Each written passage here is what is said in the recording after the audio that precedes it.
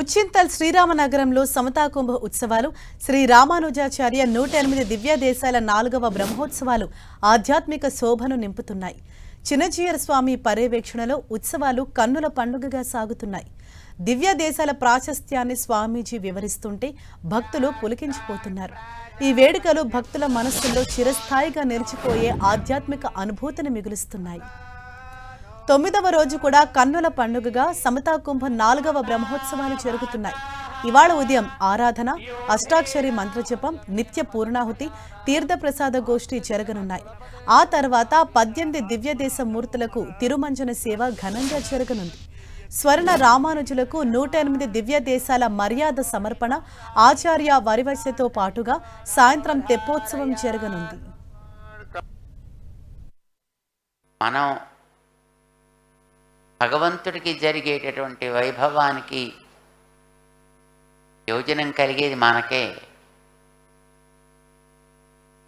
ఆత్మకి ఆనందం కలిగితే శరీరం పులకిస్తుంది కదా, శరీరానికి తృప్తి కలుగుతుంది. మనం శరీరాలు, ఆయన ఆత్మ. అందుచేత ఆయనకి ఆనందం కలిగి వీళ్ళు బాగానే ఉన్నారు అని ఆయనకు అనిపిస్తే తద్వారా కలిగేటటువంటి ఆనందపు పొంగు అది మనలోంచే ప్రకాశిస్తుంది. అందుచేత దాన్ని అనుభవించే వాళ్ళం మనం. కలిగేది ఆయనకి. ఆనందం శరీరానికి కలుగుతుంది, అది ఆత్మకు కలుగుతుంది, అది శరీరం అనుభవిస్తుంది. మనం శరీరాలు, ఆయన ఆత్మ. మనందరి లోపల ఉంటాడు కనుక అందుచేత ఇందులో మనకి ప్రయోజనం ఉంది, ఆయనకి ప్రయోజనం ఉంది. చేత ఇది విన్ విన్ సిచ్యువేషన్ అన్నమాట. ఆయనకి కొంత లాభం, మనకి కొంత లాభం.